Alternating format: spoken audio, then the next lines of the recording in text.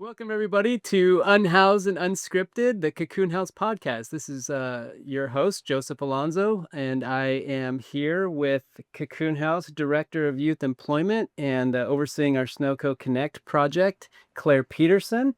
And Claire has a wealth of knowledge around how to get young people engaged in work experience opportunities and jobs and all the things that help make them successful. So we're looking forward to this conversation. We hope you like it. And if you do, please check us out on YouTube, Spotify, share with friends, families, and neighbors. We really like to get the word out about what makes our young folks tick and find success in the community. So thanks for joining. So Claire, thank you for being here. Thanks for having Part me. of the podcast, when we have staff on, we'd love to highlight a little bit about who you are and your story and what led to this position within the org. So do you mind giving a bit of an introduction? Yeah, absolutely. So I've been working in youth programming for about 12 and a half years now, which is a weird thing to say out loud. And started in really direct service, doing crisis response work in South King County, and kind of worked my way through a bunch of different programs in that region. Then came up to Cocoon House, worked in a number of programs at this agency, and now I'm with the Employment Education Program, which is really great. Well, it's good to have all of those different experiences funneling into how to help young folks succeed within the employment realm. Yeah, absolutely. So Claire, thank you. Thanks for the time today. You and I have both had some significant amounts of years working together and have seen a lot of success with the youth that we serve. And obviously you've come from a wide variety of backgrounds. But what would you say is the key to youth success in the work that we do? I think it's really just listening to the youth and helping them find what their vision of success is and kind of supporting them along that pathway.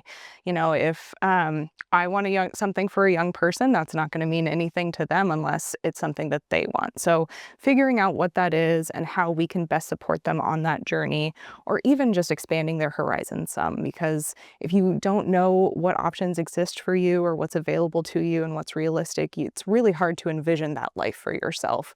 So as much as we can do to help kind of broaden horizons, help folks see what's out there, and then help them kind of determine, okay, what resonates with me? What do I want to do? And building out that pathway and helping them along that journey. A lot of times I think success from a mainstream community perspective looks a certain way. And for youth that might be coming through the doors of Cocoon House, they're not in a success mindset. They're in a survival mindset. And so sometimes youth success might be something as simple as, going to school for the first time with any regularity, or, achieving one of the goals that they might have set with their case manager that seems like a very normal, regular thing to someone who's not experienced the trauma of homelessness. However, for youth, like that's a milestone worth celebrating. Absolutely. And so, yeah, I think it's just every young person's coming in a different spot. How do you feel, what's kind of the ticket to getting youth to be thinking about goal attainment and successes? Is it exposure? Is it trying to push them in certain ways? How do we kind of think about that from a Cocoon House? And we're going to segue into kind of more employment focus, but I think there's some foundational goals that need to be established before we're jumping into job skills, right? Right, absolutely. And a lot of those foundational skills are around soft skills and helping folks kind of alleviate some anxiety they might have about their journey. But also, as you mentioned, if someone's in survival mode, they're not going to be in a mindset to be thinking about the future or planning for the future. They're worried about right now. So if we start with what those really basic needs are, do you have food? Have you slept? Do you have housing? Do you feel safe in your community? Is there a way we can improve that? Do you feel safe in our space with our staff? And once those kinds of things are settled, then we can really create this space where young people do feel safe to dream and say, hey, I want to try this thing, but I've never done that before. And that can be really scary to try something new. And just walking alongside them and helping make sure that they're able to explore the pathways they want and feel safe to try things that to us might seem really basic, like making a phone call or creating a resume or whatever that might be. But to a young person in survival mode, that's really scary to potentially do something and then have it go wrong. When Cocoon House first started focusing staffing and some dedicated programming on employment, we felt really good early on that we were finding that we were able to help young people get some local jobs. And then what we found really quickly is job acquisition wasn't as challenging as job maintaining, and having youth learn those necessary relational skills that if you have conflict with a coworker or you don't like your schedule or whatever it might be, navigating like how to have those discussions was always a much bigger challenge, it felt like. Yeah. Um, do you still see that in the work that you're doing? Definitely. Yeah, we can help young people get the skills to get a job. But, if a young person has a child and 3 weeks into a brand new job, child gets sick, so they can't go to childcare, how do you navigate that? How do you call your boss? Do you have a support network built up that you can call a friend and say, hey, I need you to watch my kid today because I have to be at work. Can you talk to your supervisor? Do you know how to have that conversation? And a lot of times that's where some of that anxiety comes up of, oh, I'm letting my employer down. I don't know how to have this conversation. I don't want to disappoint them.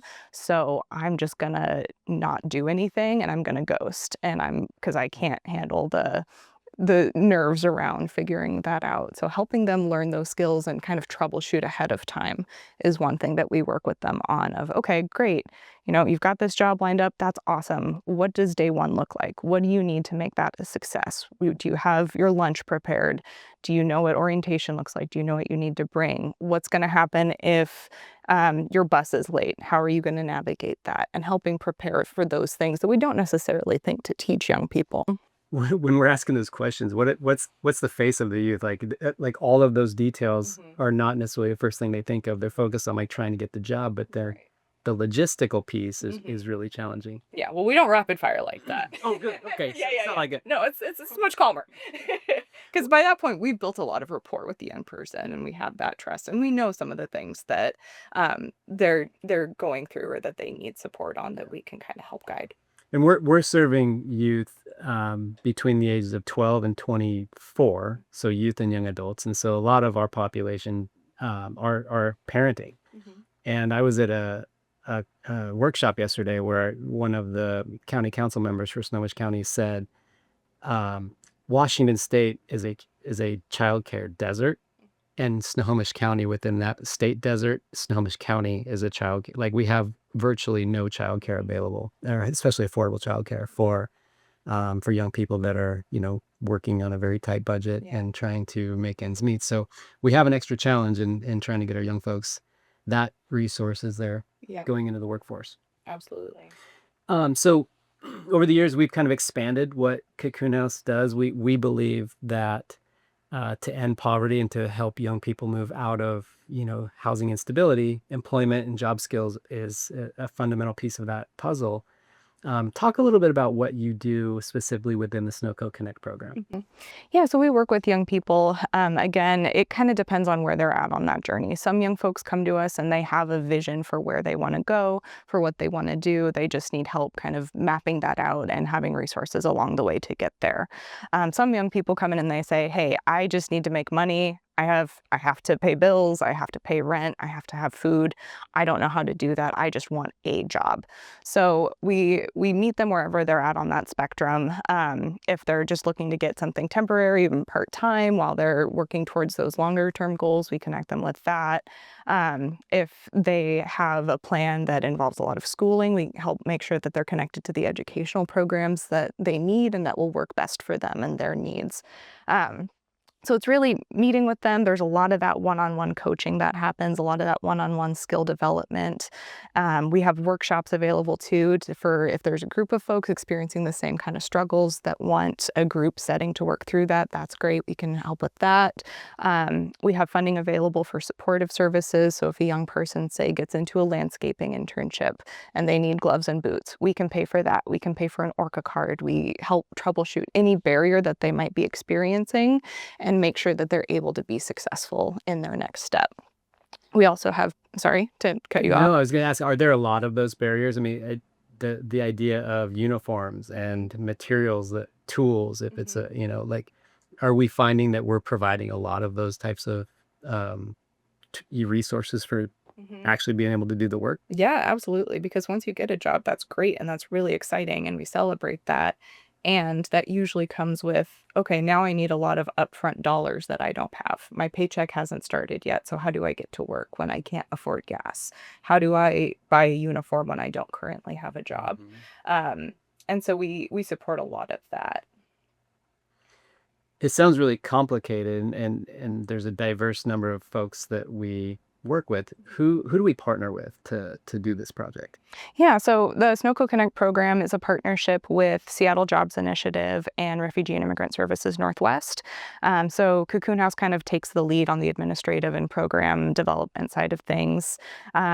We also have education employment navigators that work one-on-one with young people, as does Refugee and Immigrant Services Northwest. And then Seattle Jobs Initiative, or SJI, focuses a lot on that employer engagement piece. So reaching out to potential employers, reaching out to potential internship hosts to host a young person at their site that can learn and train on the job while we pay their wages as an intern.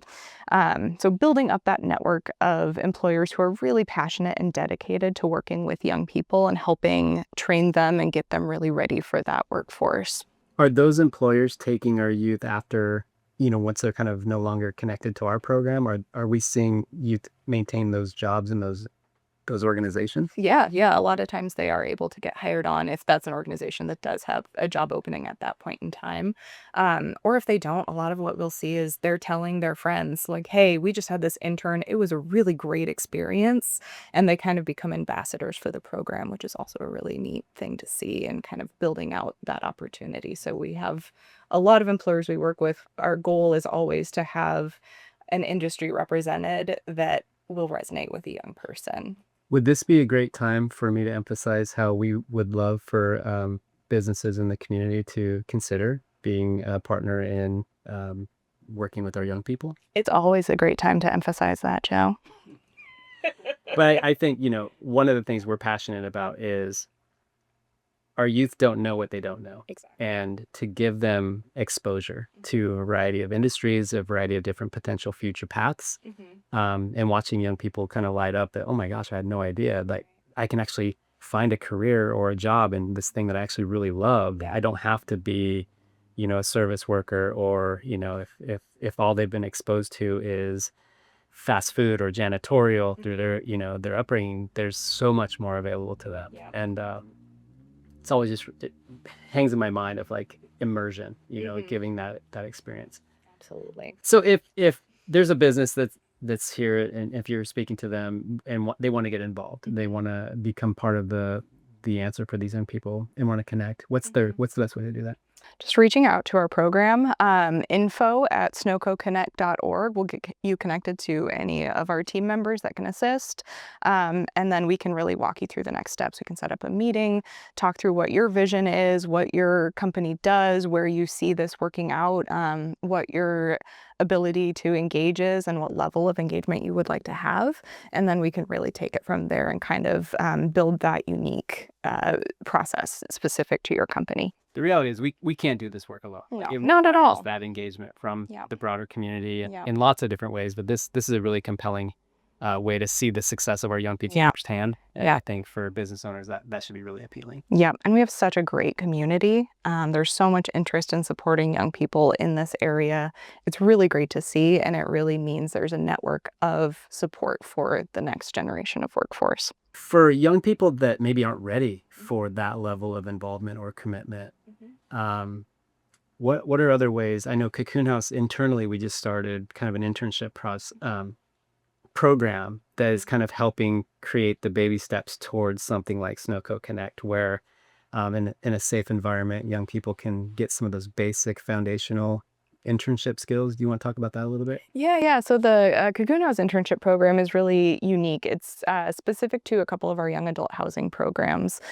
So folks who are housed in those programs, so they also have that wraparound support as part of it. They know Cocoon House. They trust Cocoon House.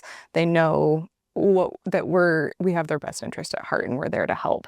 So they're able to be it's sort of a combination of classroom setting, project-based hands-on experiences, and then broader community exposure and field trips, tours, things like that. So in the classroom, they're learning resume skills, they're learning how to interview, they're learning time management, they're learning conflict resolution. How do you talk to your supervisor when something comes up, and really building out those soft skills pieces. Then they have an opportunity to work on a Cocoon House project. In the past, we've had interns support our events like Butterfly coming up. Young people are involved with that, or can be if that's something that interests them. And then touring local businesses and employers to kind of get that exposure and that experience so they can see themselves of like, oh man, manufacturing is this whole big realm of possibility that I could be doing. There's so many things within that. This is great. I would love to operate this machine, or I would love to go into the design side of it. And so they can really see themselves in those settings. Where do you see the youth, like related to youth experiencing homelessness? Where are some of the biggest gaps in skill development that we're seeing? Can you name like in specific? I mean, outside of technical skills and specific to an industry, it's a lot of that social piece. A lot of the young people we're working with now were in school or coming into an entry-level age range during the pandemic. So food service that a lot of people traditionally experienced in high school, or the hospitality industry, retail, things like that, those jobs weren't really happening. Or it was, they it was just such a unique time when everything went virtual. There wasn't the same level of social connection, or in the same way that it was for a lot of the rest of us when we were that age. So that social dynamic is really interesting, where if they are going into a service-facing role, they might feel really uncomfortable with, oh, I don't know how to do this. What if I screw it up? This is a face-to-face thing. And so that's where a lot of our internships come in handy, because it's, nope, this is a safe environment. We're working on skill building. There's someone there that has committed to walking alongside you with this and training you, and knows that you're going to make mistakes and is okay with that and is able to help you through that. It's kind of fascinating. I hadn't considered that period of time, everyone was sort of forced into working out of their own private space and learning and communicating. And then when you think about a lot of entry-level jobs are public facing. Yep. They're the customer service frontline sort of engagement. And that I can see that being really uncomfortable. Yeah. So we're removing some of those barriers by just simply helping youth navigate those opportunities and teaching that in a way that I think is really supportive and natural. So thanks for the work. Absolutely. What do you wish? So say someone's listening and they're interested in exploring what it would be like to have Cocoon House youth come into their workplace. What do you wish that they would know, or what would you want them to know about the young people we work with? I think just that there's so much creativity and resourcefulness and passion that they bring to everything they do. I think there's a lot of stigma around young people and thinking, oh, they don't want to work, they just want to play video games. And that's really not what we've seen with our young people. They're excited, they want to work, they want to be on a career path, they want to experience the world in that way. And you just having the opportunity and being able to work with a young person and have that patience as they're learning and developing those skills, it's so rewarding. I mean, some of the things these young folks do and say, like, they have such great ideas. And if someone's able to take that and foster it and nurture it, the payoff is huge. Like, that's not only for your company and for your business to have a great employee, but just the ideas that they bring to the table and the ways that they see the world differently is really valuable, I think, for anyone to have. I've had a few really, really cool experiences of organizations, car dealerships, just local organizations in the community that got involved with Cocoon House because one of their employees had identified somewhere along the way that, like, hey, I used to live at Cocoon House, or used to go to access services there, and that has led to that organization being curious about how to support differently or more. And so there's this like cyclical kind of relationship out there that I think our youth want to give back. Yeah. They're proud of the things that they accomplish in the workplace and through the work of Cocoon House. So yeah, I think that's really interesting. Yeah. Is there anything that you would want to say in addition to what you just did around, some businesses are struggling to make ends meet. They've got to have a high performing staff. Yep. And so taking that chance on the maybe different learning path of a young person coming through Cocoon House, is there anything we can do to help normalize that discussion or engage in that discussion to where, again, we're betting on our young people, right? Yeah. Like, how would you have that conversation with a business? Yeah, so I think step one is really understanding what their needs are and what they're looking for.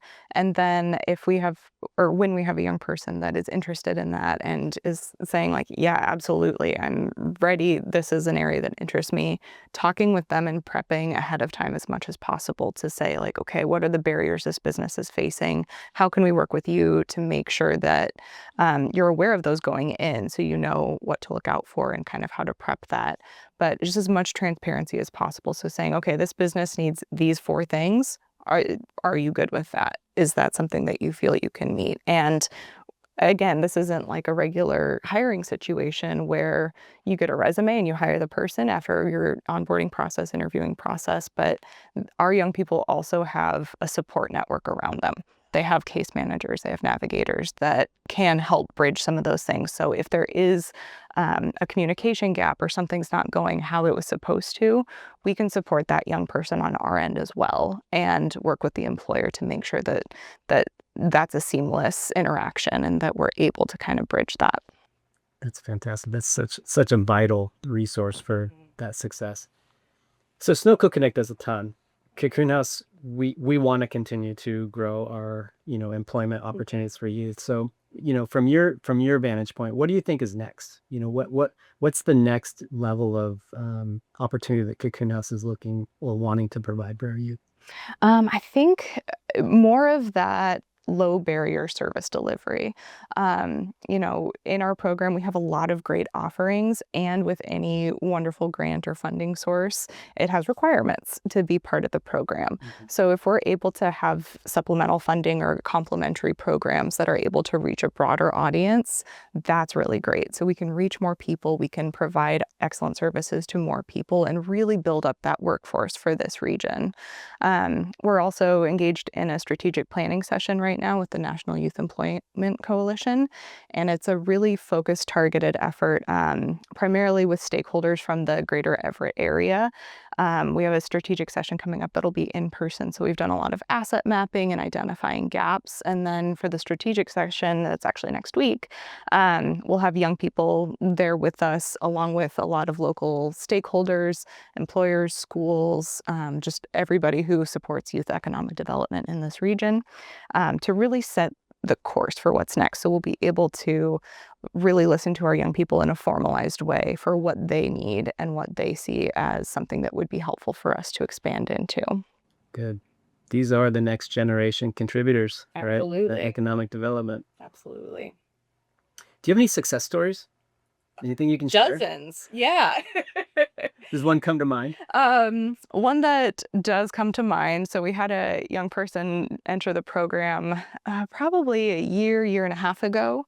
And they were really excited about becoming a registered nurse. That was their pathway. They were really excited about it. They graduated high school. They were enrolled in Everett Community College to become a nurse. And then COVID happened and they had to drop out. They were taking care of their siblings. They're, trying to make ends meet at home. They weren't able to re-engage in college. And so when they came to us, they were just saying, I just need a job. I just need a paycheck coming in so I can pay my rent and make sure that my siblings have a roof over their head. And so in working with this young person, as they were saying, their original trajectory was RN, we were able to say, hey, our partner Seattle Jobs Initiative, or SJI, has this program called IHAP, which is specific to the nursing field. It's a partnership with SEIU, the nurses union. So it has a classroom learning component with stackable credentialing, so they get their basic life support, first aid, CPR. And then there is a clinical portion too. So they get that real world experience. And at the end of the program, they have their CNA. So they're a certified nursing assistant. And it's also really great. We're able to provide a laptop and a hotspot so they can do coursework or additional work as they need. There is also a stipend provided to them, so those basic needs are less of a struggle while they're focused on their learning pathway. So this particular participant just completed the phase 2 of that, and they're studying for their written part of the CNA exam right now. It's really cool. So that's the model, right? Yeah, That's how this is exactly. supposed to work. Yep. Find a person, figure out their passion, figure out what the barriers are, and alleviate those barriers so they can be successful. Beautiful. Thank you for the work you're doing, Claire. Yeah, thank you. It's amazing. And I look forward to continuing to see our effectiveness in employment and job readiness and development grow at the agency. So thanks for your leadership. Absolutely. Okay. Now it is time for some rapid fire questions. Let's Claire. do this. Ready? Yeah. What is one thing that inspires you about the work you do? The young people. What about the young people? Oh, their creativity, their resilience, their resourcefulness. What's a must-have skill walking in the door? Adaptability. What's a quote that motivates you or the youth in the program? One that motivates me is if in order to grow in an area, you have to be content to be thought to be a fool. Wow. Yeah. So you have to make yourself vulnerable and be willing to fail and be willing to look stupid in order to learn a new skill. Put yourself out there. Yep. Coffee or energy drink? Coffee. Dream partnership for Cocoon House? Any employer that has a patience and a commitment to serving young people and is able to work with them from career exploration to low barrier employment to mentorship and really walking alongside them in their journey. What did you listen to on your commute this morning? Bob Seger. Nice. What was your first job? My first job was, I started 2 jobs in one day when I was 15. I had a neighbor who was well connected and got me 2 jobs. So in the morning, I bottled wine at a winery, which I don't think is technically illegal. And then I went from that for the day, and I went right to this little local video store, and I rented out VHS movies to customers. And this is out in the country, so I'd go like 2 or 3 hours without a customer at all. Talk about that community, like social interaction. I was the opposite. We didn't have cell phones back then, so I was actually bored wanting people to come in. But that was my first day at work. Great. If you could give young people a bit of advice around employment, what would it be? Oh, I think it's being open to learn. I think being teachable is something that, it's a skill. It's you have to have a little bit of humility and a willingness to put in some of the time. But I think that there's so many ways to learn and people to learn from, and so it's look around and who's doing the work and doing it in the way that you admire and pay attention. Yeah. What was your pathway to CEO? Did you go from video store to running a company? Almost. Yeah. No, it was. I was reflecting on this recently. It was wanting to help people, thinking about doing counseling and art therapy at one point in time, and then it just sort of spun into residential care for young people right out of college. Had a great internship that I was set up with, working with youth in psychiatric settings. And I stayed programs all the way until I got asked to not go into the programs anymore and instead deal with funding and government grants and business. And so that's the path. But my heart is in this. My heart is around young people, and I don't see that ever changing. That's great. Okay, so, I think my key takeaways from this conversation just are the abundant resources that SnoCo Connect and the employment programming at Cocoon House offers, whether a youth is, coming in and just getting the very, very basic soft skills around what, internships and employment might be getting to look like, all the way through placement and job permanence, which I think that's really, really cool. And I think just inviting the community into this process and being a part of the solution for young people and daycare providers, if you're out there, and a creative resource for childcare, we'd love to connect there as well. But this work is something that I think is core to our success as an organization. We'll continue to do and expand. So thanks so much for the work you're doing, Claire. I'm really passionate about this work, and Yeah. I just want to thank folks for tuning in. Please, if you are motivated or inspired by anything you've heard today, you can tune in more to the work of SnoCo Connect. Check out our website. Feel free to, again, make connection in any way that makes sense for you, whether it's donating financially, volunteering, offering up business opportunities. We really rely on the support of our community. So thank you again for tuning in. This is Unhoused and Unscripted. And please tune in on Spotify and on YouTube and check out each and every episode we put out. Thank you so much for your time. Thank you.